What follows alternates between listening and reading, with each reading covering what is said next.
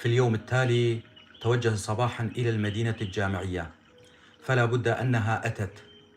ولحظه التعيس فإن أول شخص صادفه بالقرب من الوحدة السكنية التي تسكن فيها هيلين كانت هيفين، فهي ذكية شاهدته البارحة في الكلية وعرفت بأنه سيأتي للمدينة لرؤية هيلين فانتظرته. جوان: صباح الخير. هيفين: صباح المسك. جوان: كيف هي نتائج موادك حتى الآن؟ هيفين: جيدة، وأنت؟ جوان: وأنا أيضا. هيفين: أراك تتردد كثيرا على المدينة وليس من عادتك ذلك. جوان: وهل مجيئي أمر غير عادي؟ هيفين: لا، ولكن الطلاب يقولون بأنك تأتي من أجل هيلين. جوان: وما دخل الطلاب بي؟ إن كنت آتي من أجلها أم لا؟ هيفين: لا، ولكن يقولون كيف ذلك وهي تكبره سنا، كما يقولون بأنها فتاة معقدة لم تستطع إقامة علاقة صداقة أو حب مع أي شاب في الجامعة طوال السنين الماضية، لذلك اصطادت جوان قبل أن يفوتها القطار. جوان: هم يقولون ذلك أم أنت؟ هيفين: وأنا ما علاقتي بها. جوان: اسألي نفسك عن إذنك. يتركها تاركا عواصف الغيرة تضربها، تتمنى الآن أن تحرق الوحدة السكنية التي تسكنها هيلين، فهي لم تعد تحتمل كيف أن جوان مر كالماء من بين أصابعها. يجب أن تفعل شيئا لتنتقم منها، بل يجب أن تفعل أشياء، فجرحها كبير وبحار العالم لن تطفئ نيران صدرها. ترى أحلامها تتهاوى، تغادر المدينة بعد أن رأته يقف أمام الوحدة التي تسكنها عدوتها.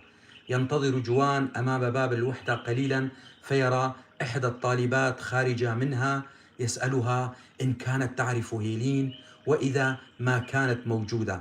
تجيبه إنها موجودة، فيطلب منها أن تناديها ويجلس على مقعد.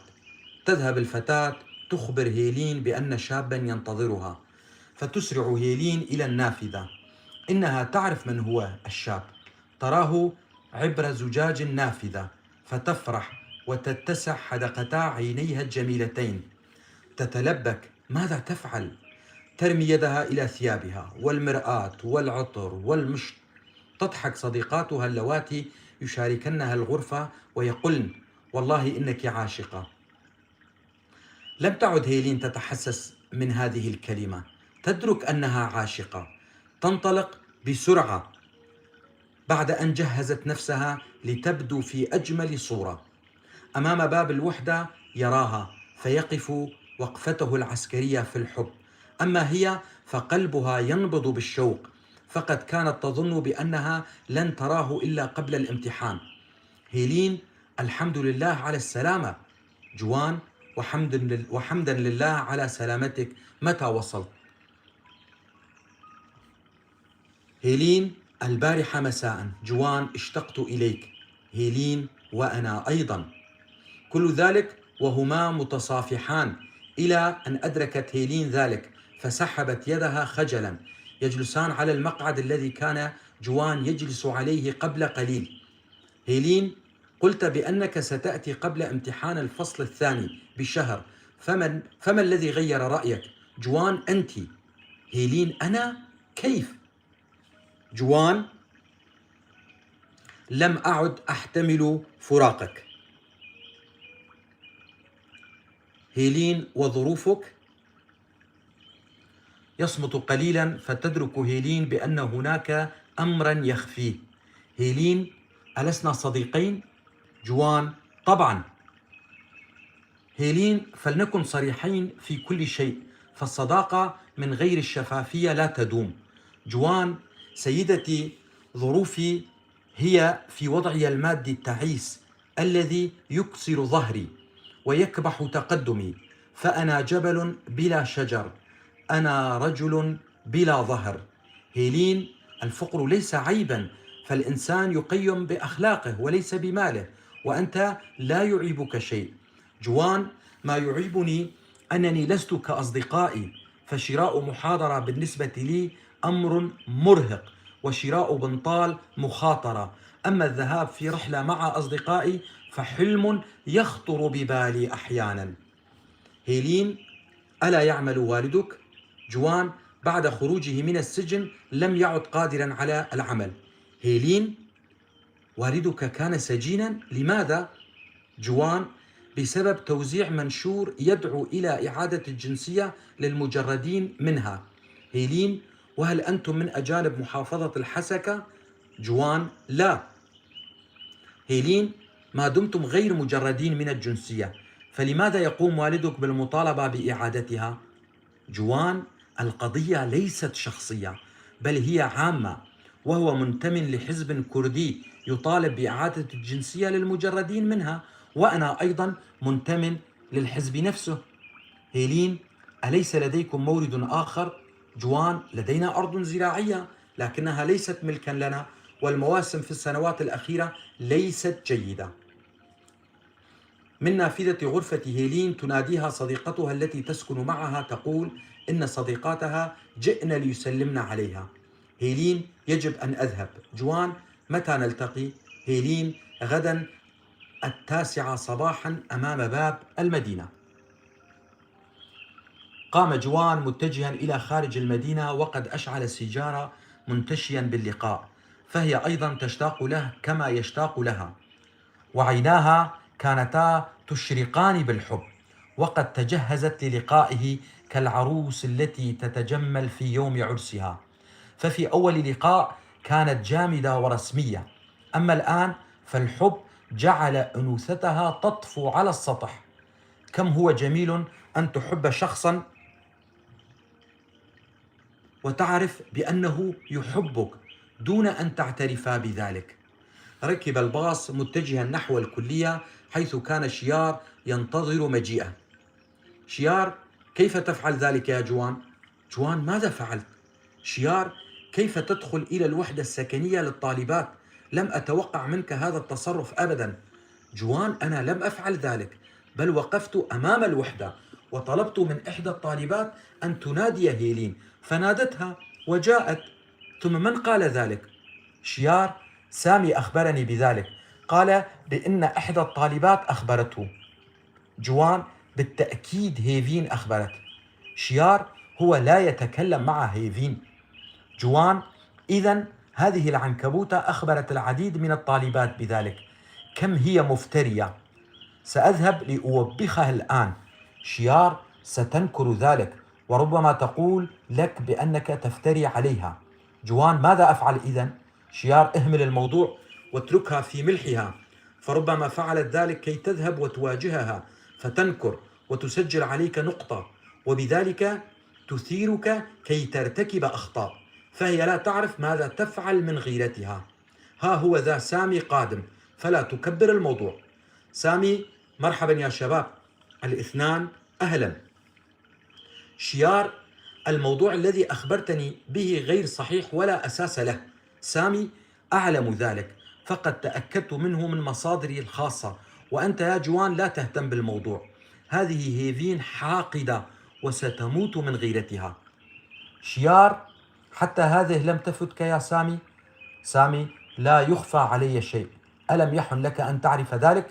جوان: يعني تنصحانني أن أهمل الموضوع؟ الاثنان: بالتأكيد. سامي: وللعلم يبدو أن أستاذ الجامعة فقد الأمل من هيلين، هذا ما لاحظته. جوان: وإن لم يفقد الأمل ماذا سيفعل؟ سامي: سيخلق المشاكل، وأنت تعرف سلطة أستاذ الجامعة، وخاصة إن كان بعثيا فعالا. شيار: حزب ظالم. جوان: الجحيم لكل الظالمين. شيار: لندخل إلى القاعة قبل دخول ذلك الظالم فيمنعنا من حضور المحاضرة. سامي: اعذراني، فلدي موعد مع إحدى الصديقات في المدينة الجامعية، فالجلوس معها أهم من كل المحاضرات. جوان: اذهب يا صديقي كي تتخرج بسرعة. شيار: لقد تخرج منذ زمن، ربما قبل أن يأتي إلى الجامعة. يضحك الثلاثة، فيذهب جوان وشيار لحضور المحاضرة، ويذهب سامي لحضور محاضرته. الغرفة الجديدة تذكره بالقرية، وشجرة المشمش الكبيرة تشرح صدره، والمطبخ صغير جدا حيث يقف جوان يحضر الشاي لنفسه، إنه مشروبه المفضل. يأخذ إبريق الشاي وكأسا كبيرا، يجلس تحت الشجرة بالرغم من نسمات الهواء الباردة. فالوقت قبيل المغيب، شيار وأحمد نائمان. يخفض صوت آلة التسجيل، يبدأ بشرب السجائر والشاي. هو لا يعلم ولا يستطيع تفسير نوبات الكآبة التي تسيطر عليه أحيانا. يحس الآن بأن جسده لا يحتمل روحه، وروحه لا تحتمل نفسها. كل ما يعرفه الآن أنه يسحب الدخان إلى صدره ويبقيه فترة لعله يخفي كآبته التي لا يجد لها مبررا. يحس بشيء من حوله يناديه، ليس غريبا عليه هذا الصوت، إنه يلامس عمق أعماقه، يصيبه بقشعريرة رهيبة.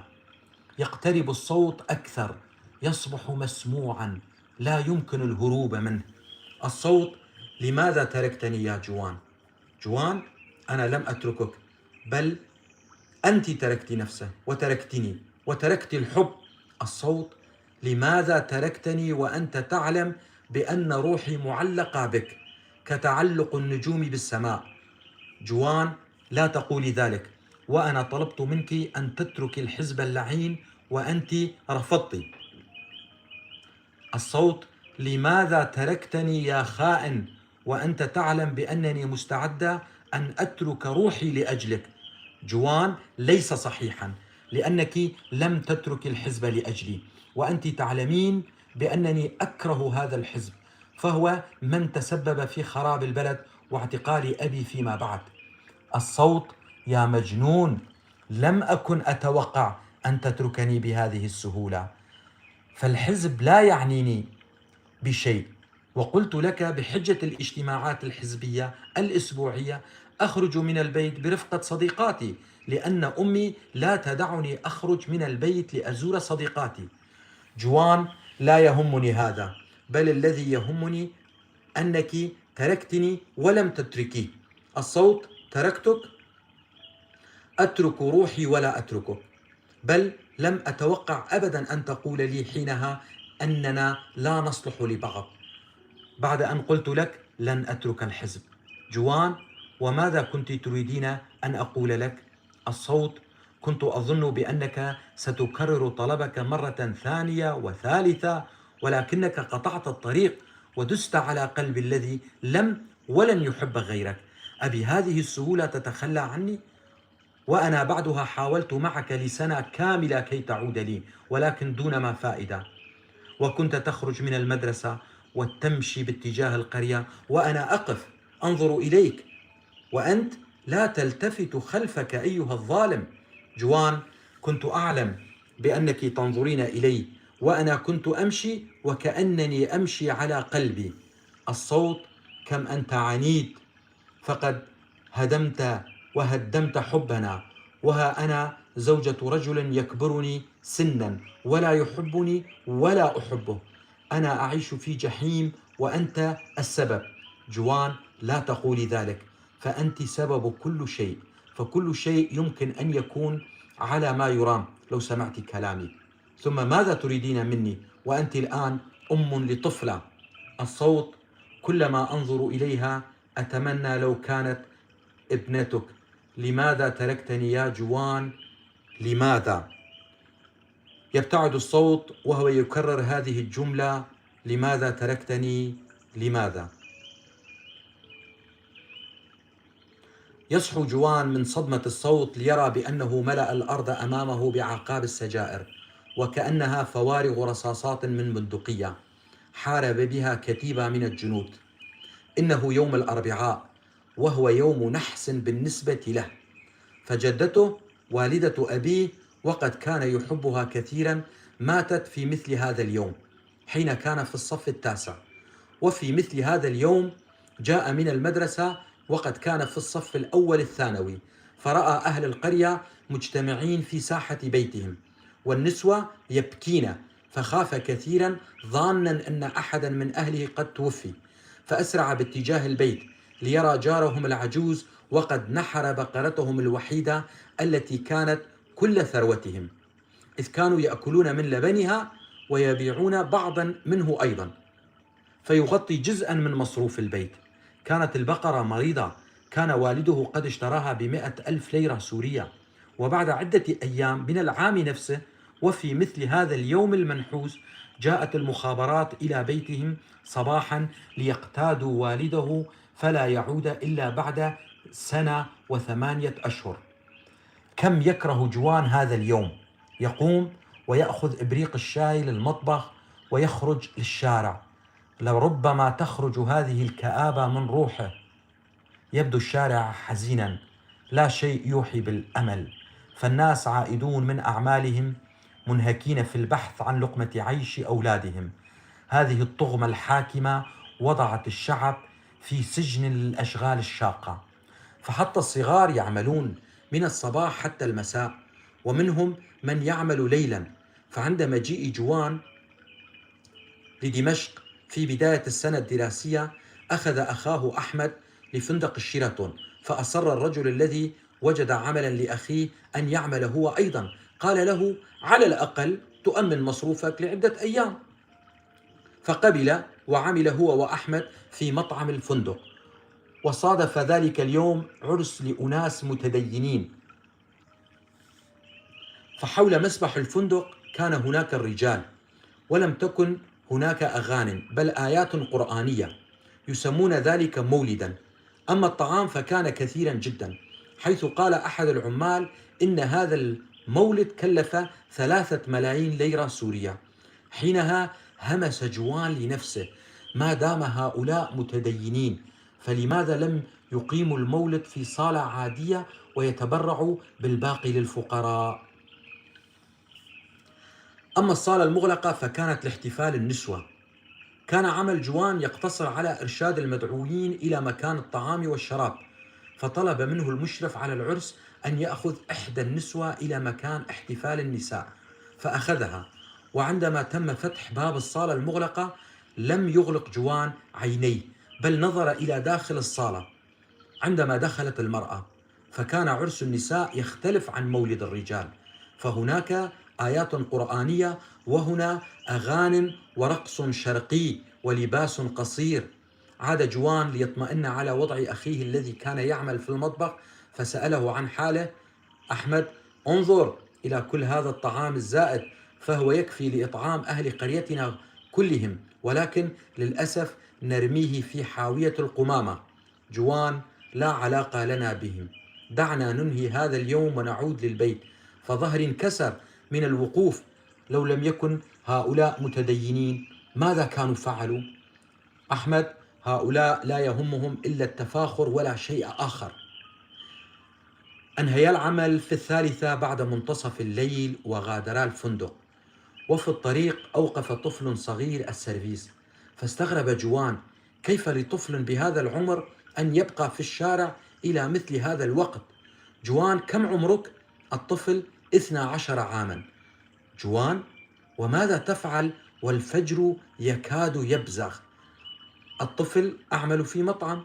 جوان: ووالدك؟ الطفل: والدي متوفي وأنا الكبير من بين إخوتي، لذلك يجب أن أعمل كي أؤمن مصروف البيت. لم يتكلم جوان شيئا بعد كلام الطفل، وعاد هو وأحمد إلى الغرفة وناما كالمخدرين. هرتش لوتوس بله باشه